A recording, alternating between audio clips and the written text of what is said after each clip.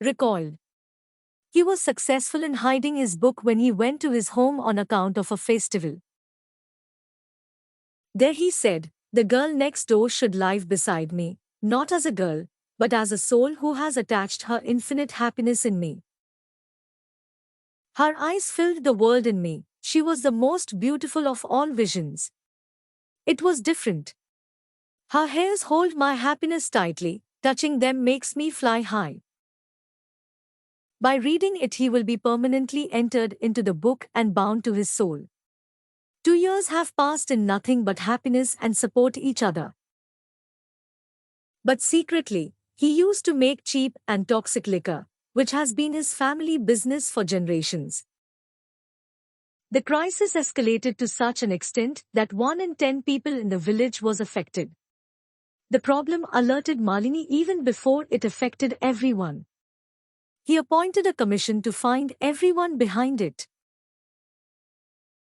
Early in the morning, while he was having his tea, he received a call informing him of the errant manager's arrest. He was mourning after his father's death, and the latter was this. He came to know that he was none other than Mridang. Lightning shatters them, and prem turns to ashes. Then he said, "The girl you wanted to make your next house is not coming because the neighboring house has been destroyed by hundreds of people. I do not want the curse of man, or the foundation of man's death, its bricks and mortar to turn into death and dust." The arrest warrant had his signature, and he was sentenced to 5 years in prison. He had tears in his eyes while signing the order. The shining eyes faded, and the darkness called his soul. He wrote, "The trains seem to be taking my happiness away. My toes used to burn where we walked. Food is not tasty. The chair is not comfortable." 5 years later, Mridang has become a free bird after his release and escapes when his brewers come to collect him and feel a wave of change within him. The next day, while busy looking through some files, Malini gets a call that there has been a fire at the liquor factory and is again shocked when she hears that the man who set it on fire is Mridang again. He reached the office to watch the spectacle and donated all his money to the Rural Welfare Department and tried to at least wash away his sins.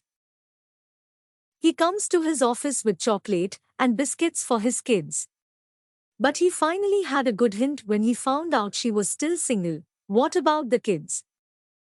They both knew each other very well and were single.